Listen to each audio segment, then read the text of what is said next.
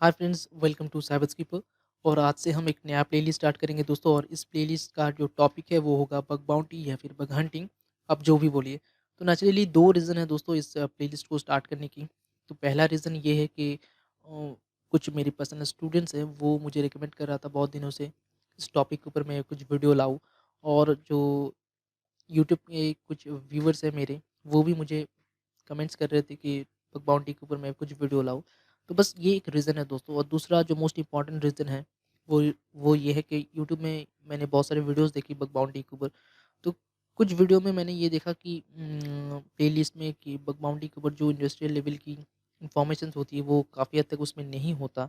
और वो क्या करते हैं, अपनी व्यूअर्स को रिडायरेक्ट करवा देते हैं अपनी पेड कोर्सेज़ के ऊपर, या फिर यूट्यूब की जो पेड प्रमोशन वाली स्कीम्स हैं, जॉइन करके उसी पे जो है वो अपनी व्यूअर्स को फुल कोर्स देता है। तो ये कोई बुरी बात तो नहीं है दोस्तों।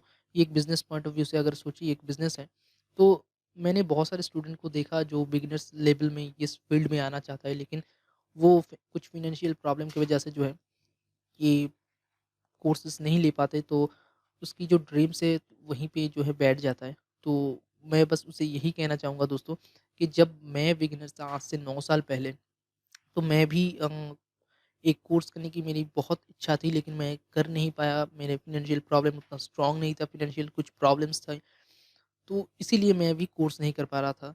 तो ये एक एरर जो है मेरे माइंड में रह गया था दोस्तों, जो मैं कोशिश करूँगा इस वीडियो के ज़रिए जो है काफ़ी हद तक उसको रिज़ॉल्व करने की। क्योंकि आज भी बहुत सारे स्टूडेंट हैं जो अ, फाइनेंशियल प्रॉब्लम की वजह से जो है कुछ कोर्सेज़ नहीं कर पाते, जॉइन नहीं कर पाते। तो बस मैं उनको यही कहना चाहूँगा दोस्तों कि अगर आप इस फ़ील्ड में आना चाहते हैं तो ये प्लेलिस्ट आप फ़ॉलो कीजिएगा। मैं आपको फ़ोर्स तो नहीं कर सकता, लेकिन इंडस्ट्री लेवल पे जो पेनिट्रेशन टेस्टिंग होता है या फिर बग बाउंटी होता है, वो मैं आपको काफ़ी हद तक उसकी जानकारी जो है देने की कोशिश करूँगा इस वीडियो के दौरान। क्योंकि मैंने 8 साल, 9 साल इस इंडस्ट्री में काम किया, तो मेरी जितनी भी सारे नॉलेज है, वो मैं आपको पूरा शेयर करूँगा इस वीडियो के दौरान। तो बस यही मैं कहना चाहूँगा और यही मेरा मेन मोटिव है दोस्तों इस वीडियो को स्टार्ट करने की। तो बस एक बग बाउंटी के ऊपर एक छोटा-सा मैंने स्लाइड्स बनाया है। इस फ़ील्ड में आने से पहले जो प्री रिक्विज़िट है और इसके बारे में जो है कुछ इन्फॉर्मेशंस मैं आपको देने की कोशिश करूँगा। तो चलिए हम स्टार्ट करते हैं। तो जो मेन मुद्दा होता है दोस्तों इस इंडस्ट्री में, वो होता है पेनिट्रेशन टेस्टिंग। एक्चुअली बहुत सारे लोग जो है बोलते हैं बग बाउंटी या फिर बग हंटिंग, तो ये एक्चुअली कोई कोर्स नहीं होता। ये एक फ़ेज़ होता है दोस्तों। पेनिट्रेशन टेस्टिंग के दौरान अगर आपको कोई बग मिल गया, तो उससे आपको जो है बाउंटी मिल सकती है। तो ये हो गया बग बाउंटी। और जो बग फाउंड करता है उसे बग हंटर बोलते हैं। तो ये एक्चुअली फ़ेज़ होता है कुछ हैकिंग्स की या फिर पेनिट्रेशन टेस्टिंग की। तो एक्चुअली ये कोई इंडस्ट्री लेवल की कोर्स नहीं होता। तो एक्चुअल जो कोर्स होता है दोस्तों वो होता है पेनिट्रेशन टेस्टिंग। तो यही जो है इसी को मैं इस वीडियो के दौरान आपको सिखाने की कोशिश करूँगा। और बग बाउंटी या फिर आप जो भी बोलिए वो उसी के दौरान ही वो क्रिएट होती है। तो ये क्रिएटिविटी है माइंड की। तो चलिए जो हमारा पेनिट्रेशन टेस्टिंग की फ़ील्ड्स है वो 2 कैटेगरीज़ में जो है सब डिवाइडेड है। एक तो है रेड टीम वाले, दूसरा होता है ब्लू टीम वाला। तो चलिए पहले हम रेड टीम को समझ लेते हैं। तो जो रेड टीम वाले होते हैं दोस्तों, वो क्या होता है, वो पेनिट्रेशन टेस्टर ही होता है। वो इंडिविजुअली काम करता है। जैसे मान लीजिए कोई प्लेटफ़ॉर्म इंटरनेट पे, जैसे बगक्राउड हो गया, हैकर्स वन हो गया, यहाँ पे जो है बग बाउंटी प्रोग्राम्स होती हैं। आप जानते होंगे, काफ़ी फ़ेमिलियर होगी इससे। तो वहाँ से जो है ये एक यूआरएल को उठाता है या फिर एक वेबसाइट को उठाता है और पर्सनली जो है उसके ऊपर रिसर्च करता है और जो है बग फाइंड करने की कोशिश करता है। अगर उससे कोई बग मिल गया उसको, तो वो जो है रिपोर्ट करता है उस वेबसाइट के ओनर को और वहाँ से उसको जो है बाउंटी मिल सकता है। तो ये एक प्रोसेस है दोस्तों, लेकिन इस प्रोसेस में एक ड्रॉबैक ये है कि ये जो बंदा है रेड टीम वाला, वो आउटसाइड ऑफ द नेटवर्क होता है। और उसमें क्या होता है, उस कंपनी या फिर उस वेबसाइट के बारे में जो है इन्फॉर्मेशन कलेक्ट करना पड़ता है। वो फिर जाके जो है वो अपना पेनिट्रेशन टेस्टिंग करता है। तो ये एक लॉन्ग ड्यूरेशन ऑफ प्रोसेस है। इसमें काफ़ी हद तक जो है आपको सक्सेस मिलने की चांसेस कम होता है, क्योंकि इन्फॉर्मेशन जो है आपके पास नहीं होता। तो ये एक रेड टीम का काम है, जो आउटसाइड ऑफ द नेटवर्क बैठ के अपना ये पेनिट्रेशन टेस्टिंग करता है। बस अब हम चलते हैं अपनी रेड टीम वाले बंदे के ऊपर। तो जो ब्लू टीम वाले बंदे के ऊपर। तो जो ब्लू टीम वाला बंदा होता है दोस्तों, वो क्या होता है, उसको कंपनी वाले जो है वो हायर करते हैं। वो कंपनी के अंदर बैठते हैं और इसकी एडवांटेज ये है दोस्तों कि ये जो जो लोग इस ब्लू टीम की अंदर रहते हैं, उसको जो है नेटवर्क उस कंपनी की नेटवर्क की आर्किटेक्चर, उसकी डेटाबेस की आर्किटेक्चर, वो वेबसाइट किस टेक्नोलॉजी के ऊपर रन कर रहा है, कौन-कौन सी पोर्ट में वो सर्विसेज़ रन है, कौन-कौन सी सर्विसेज़ उसके अंदर इनबिल्ट है, ये सारे के सारे इन्फॉर्मेशन जो है एक ब्लू टीम वाले बंदे के पास होती है। और उसकी जो वल्नरेबिलिटी चांस अराइज़ करने की चांसेस जो है उसको काफ़ी हद तक ज़्यादा होती है, क्योंकि उसके पास जो है ऑलरेडी इन्फॉर्मेशंस होती हैं। तो ये ही मेन फ़र्क होता है एक रेड टीम वाला बंदा और ब्लू टीम वाला बंदा में। जो रेड टीम वाला बंदा होता है, वो आउटसाइड ऑफ द नेटवर्क होता है, और जो ब्लू टीम वाला बंदा है, वो इनसाइड ऑफ द कंपनी होता है। ये एक मेजर डिफरेंस है। इसके अलग सिवाय कोई और डिफरेंस नहीं है दोस्तों। ये एक फ़ील्ड है जो पेनिट्रेशन टेस्टिंग के बाद आप चूज़ कर सकते हैं। आप इंडिविजुअली काम करना पसंद करेंगे या फिर इस ग्रुप ऑफ कंपनी के अंदर। तो बस ये एक फंडा है इस पेनिट्रेशन टेस्टिंग के। उसके बाद कुछ प्री-रिक्विज़िट या फिर रिक्वायरमेंट्स के ऊपर चलते हैं दोस्तों, ये कोर्स करने के लिए। तो नॉर्मली आपके पास एक डेस्कटॉप होना चाहिए, जिसमें आप कुछ पेनिट्रेशन टेस्टिंग लैब इंस्टॉल कर सकेंगे। और जो रिक्वायरमेंट्स होती हैं आपके ऊपर, वो होता है दोस्तों, जो मेन रिक्वायरमेंट होता है वो वेब साइट के ऊपर आप पेनिट्रेशन टेस्टिंग करेंगे तो डेफ़िनेटली उस वेबसाइट जो है वो 2 पार्ट्स में जो डिवाइडेड होता है। एक तो उसका फ्रंट एंड होता है, दूसरा उसका बैक एंड होता है।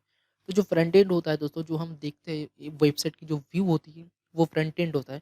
और उसमें जो है एचटीएमएल यूज़ किया जाता है, सीएसएस उसकी डिज़ाइनिंग के लिए किया जाता है। तो ये आपको इन्फॉर्मेशन तो आपको होगा ही इसके बारे में। तो ये एचटीएमएल और सीएसएस जो डिज़ाइनिंग वाला पार्ट होता है, उसकी थोड़ा बहुत इन्फॉर्मेशन जो है आपको रखना पड़ेगा। और दूसरा जो है बैकएंड वाला पोर्शन, जहाँ पे आप लॉगिन वाले, साइन अप वाले या फिर कुछ और काम करते हैं, जैसे कुछ फाइंड करना, सर्च करना, फॉर्म फिल अप करना, ये सब जो पार्ट्स होता है दोस्तों, वो होता है एक वेबसाइट की बैकएंड। और यहाँ पे जो है सबस्क्रिप्टिंग लैंग्वेज चलते हैं। तो दुनिया में मोस्टली वाइडली यूज़ होने वाली जितनी भी सारी वेबसाइट्स हैं, वो मोस्टली पीएचपी या तो फिर जावास्क्रिप्ट के ऊपर रन करते हैं। दूसरी और भी सारे सबस्क्रिप्टिंग लैंग्वेज हैं, लेकिन मोस्टली ये 2 लैंग्वेज के ऊपर ही 80% वेबसाइट रन होता है दुनिया में। तो बस ये 2 जो सबस्क्रिप्टिंग लैंग्वेज है, उसकी थोड़ा बहुत नॉलेज आपको रखना पड़ेगा, क्योंकि जब बैकएंड वाले पोर्शन पे आप कुछ वल्नरेबिलिटी अराइज़ करने की कोशिश करेंगे, तो ये जो लैंग्वेजेस है, वो आपको काफ़ी हद तक मदद करेगा। अगर आपकी इस लैंग्वेज के ऊपर थोड़ा बहुत इन्फॉर्मेशन या फिर जानकारी आपके पास होगा तो। चलिए उसके बाद जो है एक वेबसाइट और भी 2 कैटेगरीज़ में डिवाइड होता है। एक होता है स्टैटिक और दूसरा होता है डायनामिक। जो स्टैटिक है उसमें तो कुछ डेटाबेस नहीं होता नॉर्मली। जो डायनेमिक वाला साइट होता है उसमें क्या है, डेटाबेस होता है। मतलब जैसे आप यूज़र लॉगिन रजिस्टर करेंगे तो वो डेटाबेस में ही तो जाके कहीं न कहीं फेच होगा दोस्तों वो रिकॉर्ड्स। तो जो वेबसाइट की डेटाबेस होता है उसकी जो है काफ़ी हद तक नॉलेज आपको रखना पड़ेगा। जो मायस्क्यूएल होता है, मोंगोडीबी हो गया, जो भी डेटाबेस लैंग्वेजेस है, मायस्क्यूएल हो गया, ये सारी चीज़ों के बारे में थोड़ा बहुत इन्फॉर्मेशंस आपको जो है रखना पड़ेगा। और जो दूसरा इम्पोर्टेंट चीज़ है वो है कुछ बेसिक कमांड्स जो हैं आपको उसकी नॉलेज आपको रखना पड़ेगा। जैसे कि मान लीजिए दुनिया में कोई भी वेबसाइट हो, वो किसी न किसी सर्वर के ऊपर तो रन होगा। तो वो सर्वर या तो हो सकता है लिनक्स की, या तो विंडोज़ की, या फिर फेडोरा की, कोई भी सा भी प्लेटफ़ॉर्म हो दोस्तों, वो सर्वर जो है, वो सर्वर को अंदर अगर आपको कुछ वल्नरेबिलिटी अराइज़ हो, तो उस वल्नरेबिलिटी को फाइंड करने के लिए कुछ कमांड्स, बेसिक्स कमांड्स आपको आना चाहिए। जैसे कि एक बहुत ही मोस्ट इम्पोर्टेंट वल्नरेबिलिटी है दोस्तों, उसे कहा जाता है वॉइस कमांड इंजेक्शन।